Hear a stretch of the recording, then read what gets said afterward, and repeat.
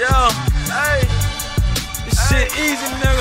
Hey, all I'm talking about, nigga, I'm still out here trying to get it.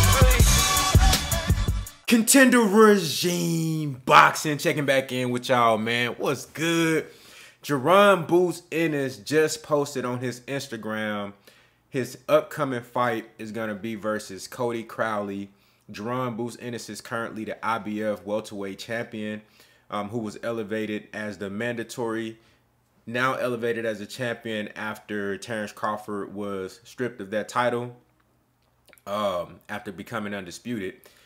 And this is a fight that should have been happening, you know, some time ago. I don't know what happened as far as like negotiations or what stalled as far as CODY CROWLEY not taking this fight, or just this fight not happening in general. But you know, JARON Ennis, newly signed to Matchroom and DAZN, and right off the top, we got a fight announcement. Now, he did post that it's gonna be in Philadelphia. He said first stop the crib, so it's gonna be in Philadelphia, and but they don't have an exact date or an exact venue yet. But I believe that that's gonna be shortly to come.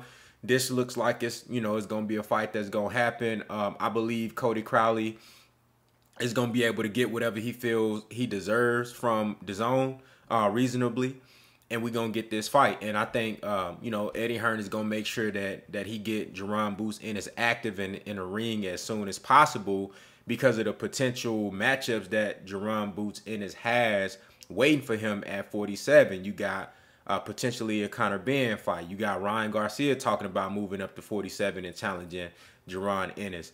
You got Keith Thurman, you know, moonlighting between 47 and 54. You still got Stanionis at 47. So it's going to be a lot of opportunities for Ennis to really, you know, stay active. And then, of course, you got to look at all of the top guys in the IBF sanctioning body that you can keep active with.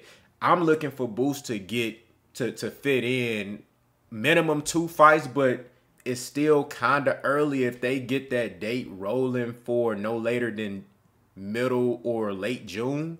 I know it's April, it's about to be May, but is a guy that stays in shape year round. I don't think it's going to be any problem for him to get a date that's only about 2.5 months. I don't think there's going to be a problem. He's going to be ready.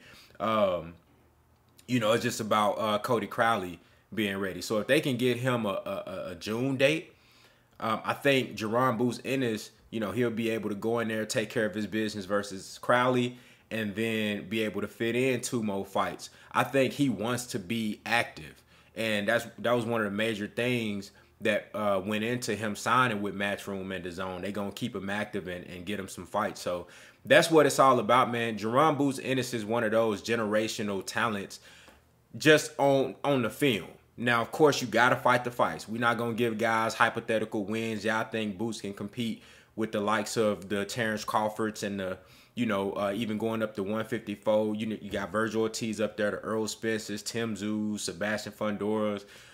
It's so many different fights for Ennis at 147 and at 54. And I believe that is one of those guys that can campaign and compete at both if he wants to. I don't advocate for that. I feel like you compete at one division at a time, because I'm not really an advocate for the jumping up in weight, going back down, jumping. I'm not an advocate for that. But you seen guys like Tank Davis do it. Tank Davis at one point was going through 3 different divisions. You know what I'm saying? 30, 35, 40. You feel me? All within a span of like what? 3 years type shit. You feel me? 2-3 years, he moonlighting between different divisions. So there are certain guys who have that capability to do that. You saw Floyd Mayweather fight at 47 and 54 at the same time, going back and forth. Like I said, I don't advocate for that, but it's certain guys that have the ability to do it, and I think is one of those guys. So it's gonna be interesting, man, to see what they can set him up for this for the rest of the year, because I want to see in the ring.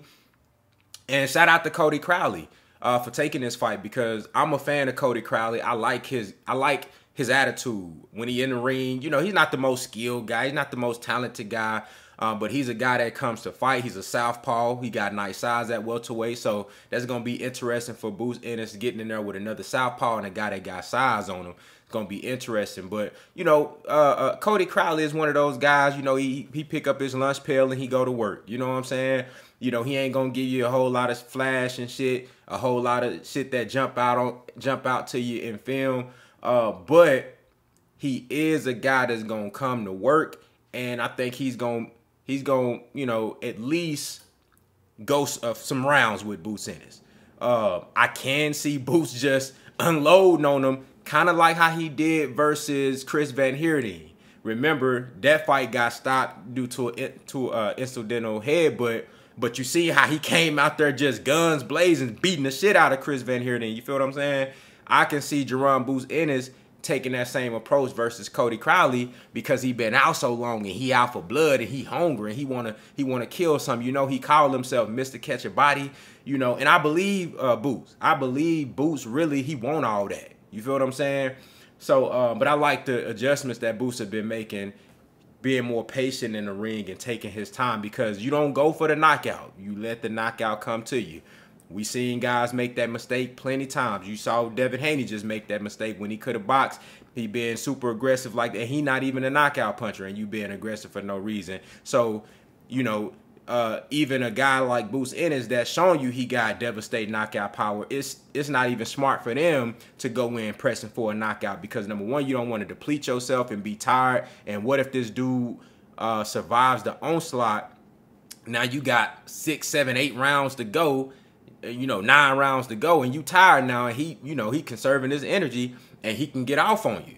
You know, so I like what Boots has been doing. I've been seeing improvement every time out. I still want to see Boots, you know, get in there with somebody who can move around and, you know, force him to cut the ring off. I think he has that ability. I think that's something that he and his team has been working on. So, you know, Cody Crowley ain't going to be that guy. Cody is going to be right there to fight. Cody Crowley is going to be right there to stand in the fire and fight. So we going to see, man. Y'all let me know what y'all think down in the comments. How do y'all feel about Ennis and Crowley matchup? This is Boots' first title defense. Crowley is undefeated, so this is a credible title defense. Crowley has been high in the IBF sanctioning body for some time, so it makes sense. Y'all let me know what y'all think, man. Contender Regime Boxing. I'll holler at y'all boys, man.